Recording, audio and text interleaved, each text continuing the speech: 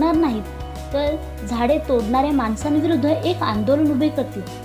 माणसांविरुद्ध घोषणा देऊ लागतील. हमसे जो टकराएगा मिट्टी में मिल जाएगा, हमारी मांगे पुरी करो, पेड़ तोडना बंद करो. इतकं करूनही आपण जर त्यांचं ऐकलं नाही तर ती सर्व झाडे मिळून आक्रोश करू लागतील. तो आवाज इतका कर्कश असेल की माणसाच्या कानाचे पडदे फाटून जातील.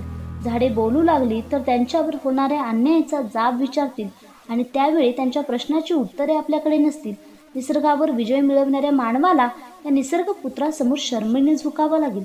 म्हणून म्हणते, लवकर जागे व्हा.